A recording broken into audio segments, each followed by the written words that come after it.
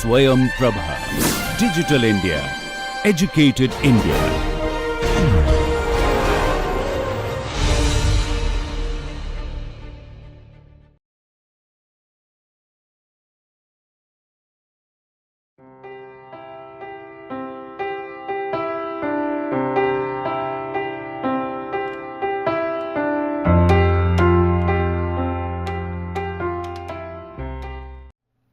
Welcome to today's lecture.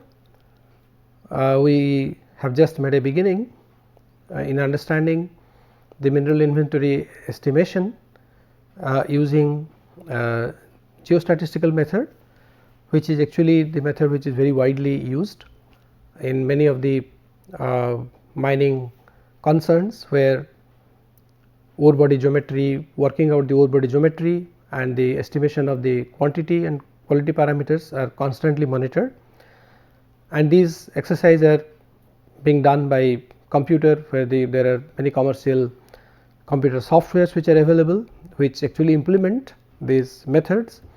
And we just have been able to understand when we talk about let us talk about the variable which is of our interest, which is the quality parameter, the grade that is to be estimated in a particular ore body. And this particular variable, which is grade, is behaving like a regionalized variable, where the value that is estimated at a T point in space is influenced by the value that are there in the close neighborhood, and through the help of a semi-variogram we have seen how actually it varies. Let us continue discussing on this, and we were discussing about semi-variogram, and in the semi-variogram I will just like to add a very small thing to it, to the previous discussion that we had. We have seen that the semi-variograms can take any shape, and they can be spherical, could be exponential, parabolic, linear, sometimes even many other kind of mathematical functions could be fit into that. Once we have the raw data and we calculate using the formula that we have mentioned, first trying to understand whether the variable is behaving as stationary or non-stationary, and as far as the experimental semi-variogram is concerned, we will consider that to be stationary. The other intricacies will be discussing. So, it so happens that what we discussed as a idealized semi-variogram, which starts from 0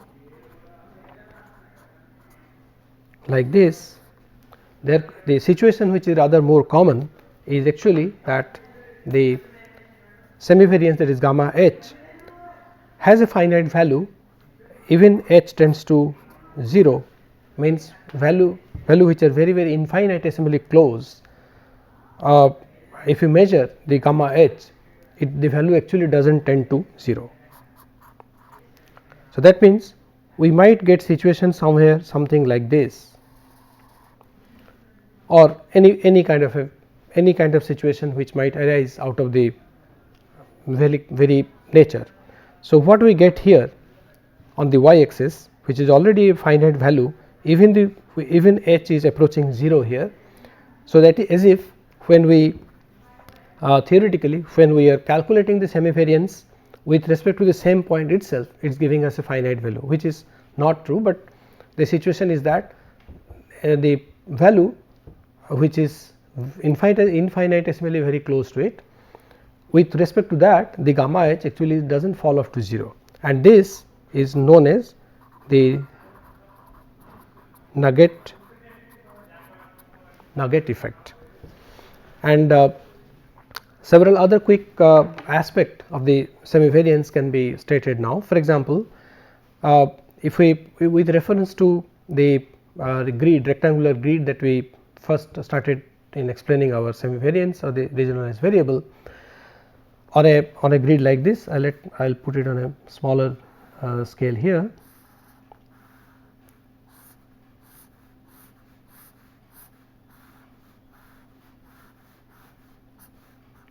So, if that is the case, it might so happen that the semivariance which we are measuring in this direction may be different from the semivariance which we will be measuring in this direction. The nature may remain same, but the exact topology or exact disposition of the semivariogram may be different. So, in this case we say that the semivariance, the semivariogram, if it happens to be same. So, for example, we are measuring the semivariance gamma h versus h in this direction and it comes out to be exactly the same in this direction, then we will call it as an isotropic,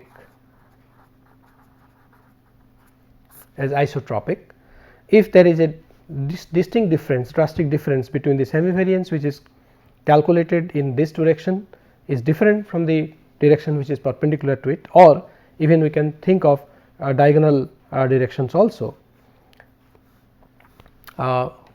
where the data could be equally spaced. If the semivariants are different, for example, in x direction it may be something like this, but in the y direction it may be something like this, or in a diagonal direction it may be something different, then in this case we call it is an isotropic.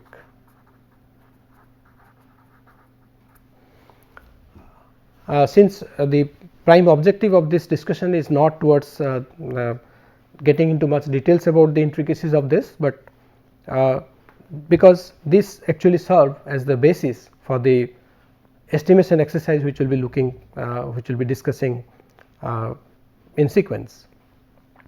The other aspect of it is that when it comes to the real data, acquisition of the data from the real world, it is not quite likely that we will get such very well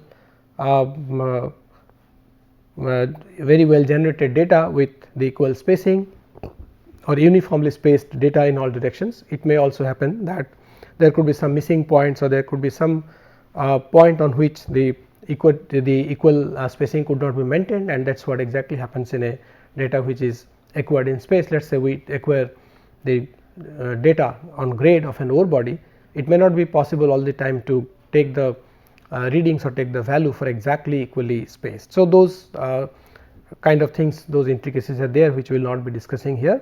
So, sometimes it also happens that if the semivariances are different in different directions, we also think of calculation of an average semivariogram, but the basic objective of this exercise is that we must be able to ascertain, or we must be able to get a model semivariogram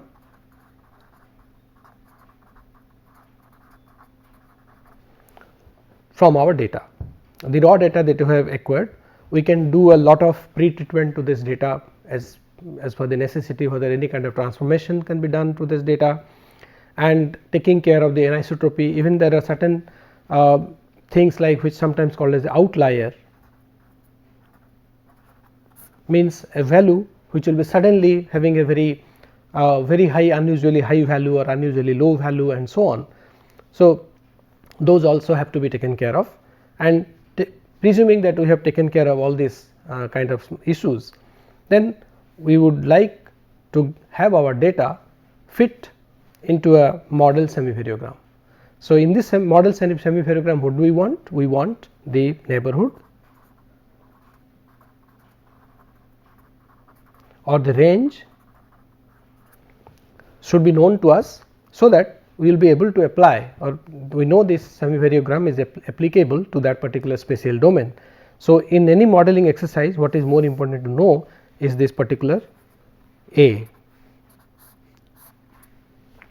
and the relationship between gamma h as a function of h.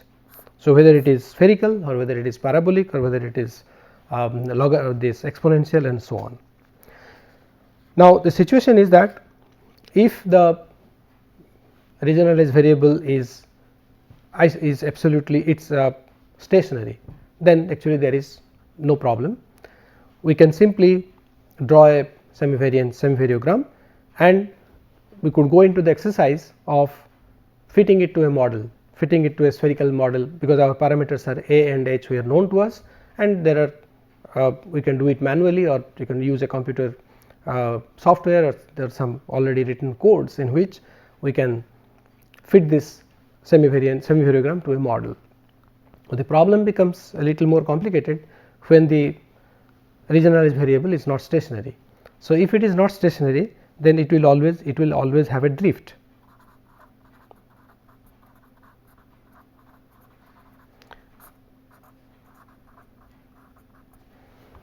If the non-stationary regionalized variable has a drift, then this drift has to be somehow estimated. The basic purpose of estimating this drift is that once we compute this drift, if we subtract this drift from the value of the regionalized variable, then what we get is essentially the residual. So, if we subtract the drift,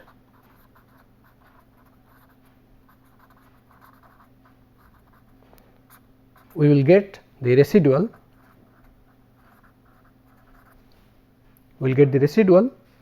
and the residual is stationary, because suppose we diagrammatically represent, suppose I could represent the regionalized variable having a drift could be something like this, whereas a stationary regionalized variable will have something,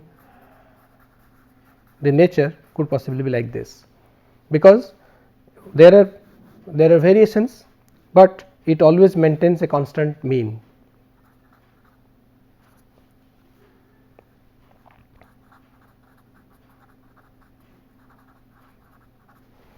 And if I calculate, so if I take this mean is moving, it is a moving mean. So, and this is also space with respect to space, that is h. So, now it would look like this value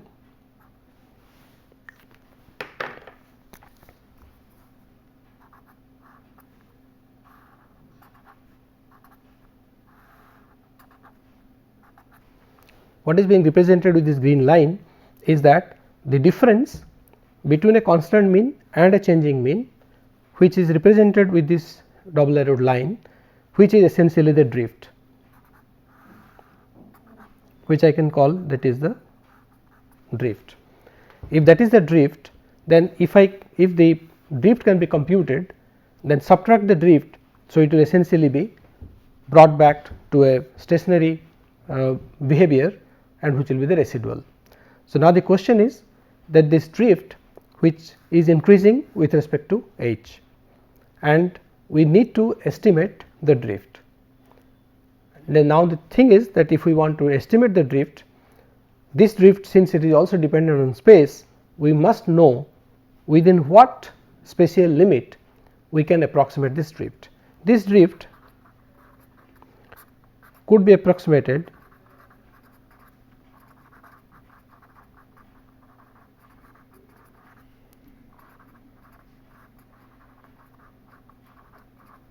as a function of distance, or I could say the function of distance or function of space, because both in x and y direction, if we talk of only x direction. And the interesting part of it is that this drift could possibly be modeled as a function of space. Let us take in, if I take in only one direction, then this drift could be approximated as a function of distance, and I can then this particular drift could be modeled as the linear. For example, if the drift is represented as something like as alpha, or say let the drift be something like z, let us say, because there are chances that the terminologies might get mixed up. So, let us say z, the drift is represented by z. This may be fitted as a function, linear function, say like alpha 1 x 1 plus alpha 2 x 2 and so on, like a linear function of distance. It could also be possible to model this drift as a nonlinear function alpha 1 x 1 plus alpha 2 x 2 square x 1 square plus alpha 3 x 1 x 2 and so on. These are very simple examples or hypothetical case that I am referring, that this drift can be modeled as a function of space. So, if it could be determined or could be estimated as a function of space, then the drift could be estimated based on what spatial distance away that I am, and can subtract the value of the drift and can bring this line back to the to a situation where it is a constant mean situation and it is a residual. So, now the situation is that then the job at hand is if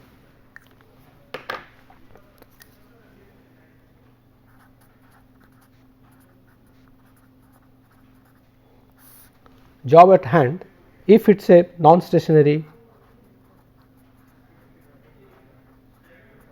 regionalized variable, then the first job is to estimate the neighborhood.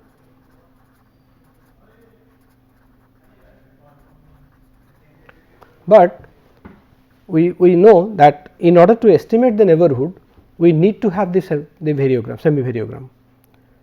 So, that means it becomes a circular logic, because we do not, it is a non-stationary regionalized variable from which we cannot compute a variogram, semi variogram.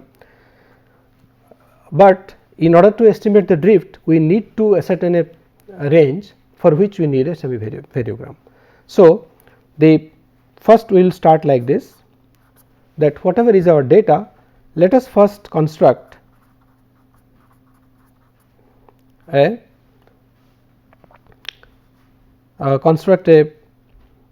theoretical or assumed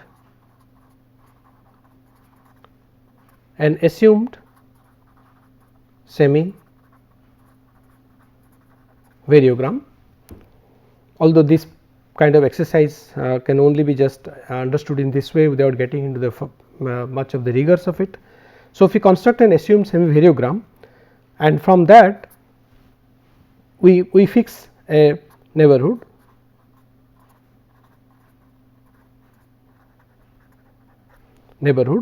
and now calculate drift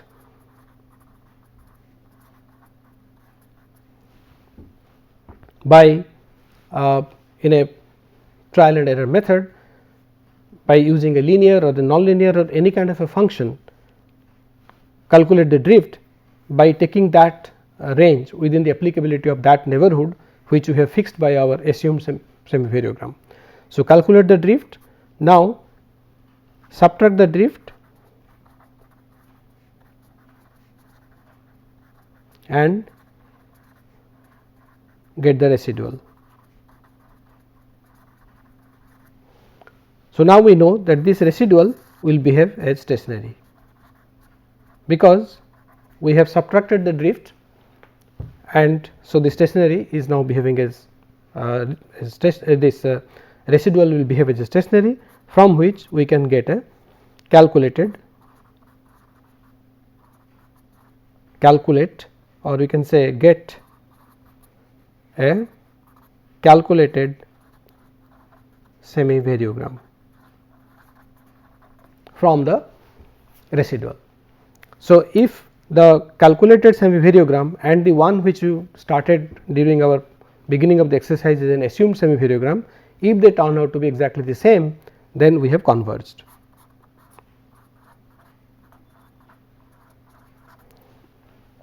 If the calculated semi variogram is different from the semi variogram which you have assumed, then we can go on repeating this exercise n number of times, and it is a matter that it is not exactly known in how many such kind of iterations or how many such kind of exercise we will be able to converge, but we will definitely be able to converge at a point where whatever we will be taking as an assumed semi variogram will come out as the same as the semi variogram that we calculate from the residual. So, there we have reached the point of convergence, and from that we will fit the model as per our previously discussed kind of models, as spherical or exponential or linear and so on.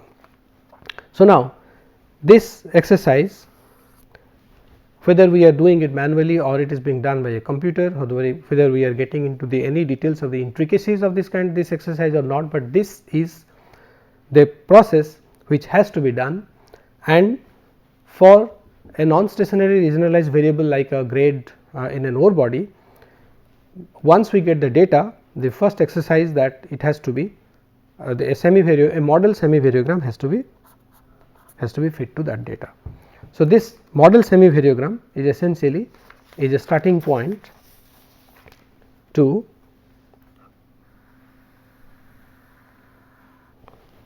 now what we want. Let us try to put it in this way. Suppose this is the spatial domain of our ore body in which we want. Now, suppose we have just a few of such.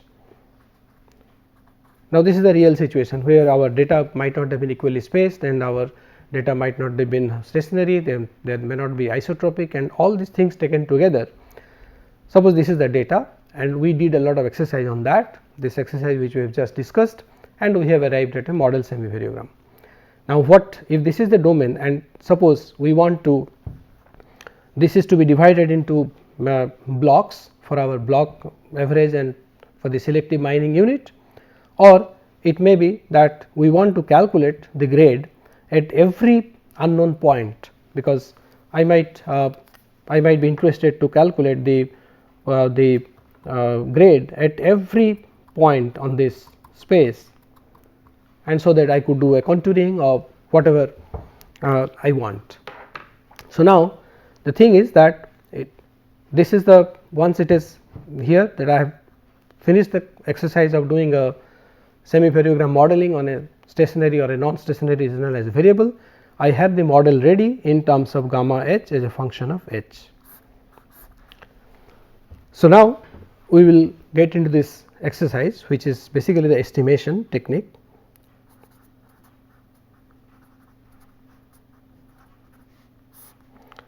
Which is known as Kriging, after the the person who pioneered this exercise of by Kreis, his name just the surname I remember, it is Kreis, South African practicing geology, because all these exercise of this the geostatistical or this spatial data exercise actually were pioneered by the mining geologists who were trying to estimate the grade of the ore body, mostly in the South African mining. There are many names, Matheron and all these people who have pioneered this exercise, and this exercise is known by the name as Kriging, and there are many types of Kriging exercise which are done.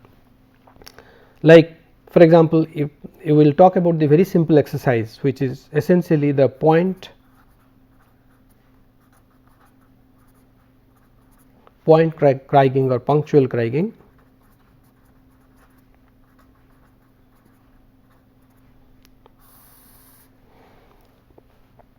And in this exercise we are assigned with the job of estimating the grade of any unknown point within this spatial domain, and this spatial domain actually is the one where the neighborhood is obeyed, the range that is range of the neighborhood is obeyed, and any within this particular space we can determine the grade by following this. So, what we have here as a model semi variogram. Now, let us so these are the points, maybe 1, 2, and let us say take these 3 points, or even any of the 3 points, let us choose from here, and let us presume that we are going to, or we want to assign the value of the regionalized variable, that is our grade, at a point, unknown point as p, and this is point number 1, this is point number 2, and let us say this is point number 3. So, what we have here, so suppose now let us represent the grade or the regionalized variable which we want to estimate as y. So, the value we want to estimate at value at p, say y p is the value that we want to estimate, where we have the value of y 1, y 2 and y 3 known. Maybe by the end of this exercise it will be clear that why I am choosing 3 points only. So, now I want to calculate the value of the grade at P with only the values known at y 1, y 2 and y 3, and how I can go about it. What I have here. So, now since these coordinates in space, the spatial coordinates of all these points are registered. If the spatial coordinates of these points are registered, then this is if I put it in terms of this x 1 and x 2 coordinate, or x let us put it as x 1 x 2 because we are using y here. So, this x 1 and x 2 coordinate we can divide it 0 to 10 or 0 to 5, 0 to 10 like that. So, the coordinates of point 1, 2 and 3 are known, even the coordinate of P is also known. So, if the coordinates of these points are known, then the distance between 1 and P, 2 and P and 3 and P are also known. So, the distance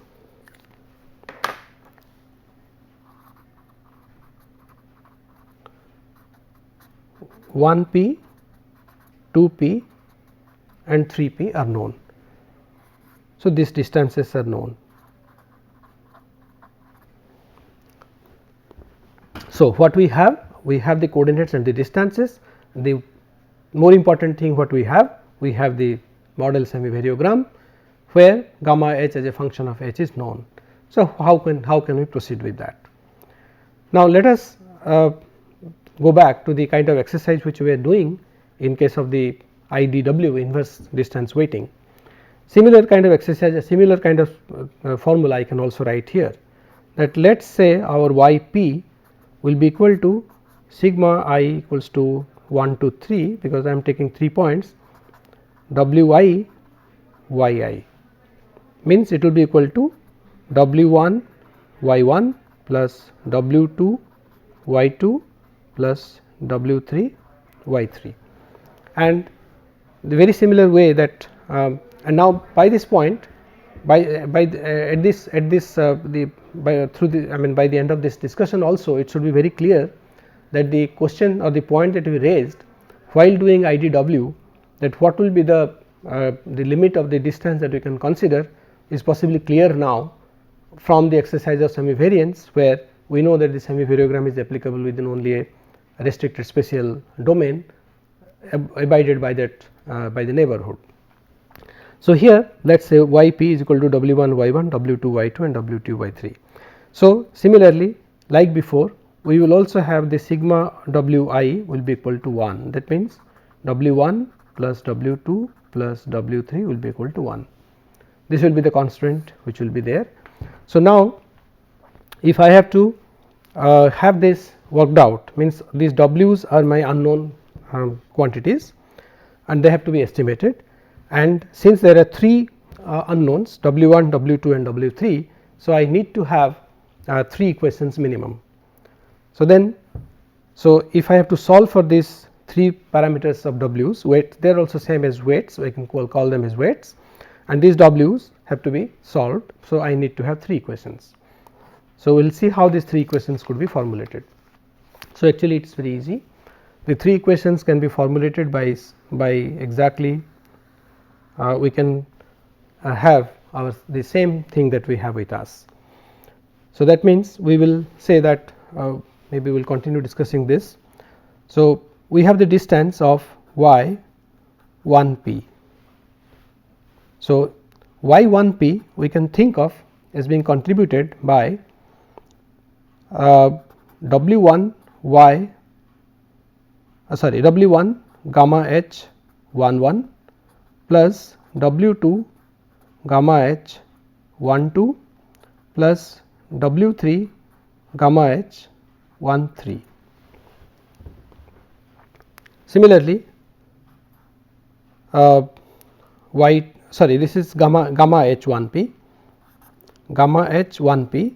Similarly, gamma h 2 p will be equal to w1 gamma h 2 1 plus W 2 gamma h 2 2 plus W 3 gamma h 3 3, and gamma h 3 p will be equal to W 1 gamma h 3 1 plus W 2 gamma h 3 2 plus W 3 gamma h 3 3.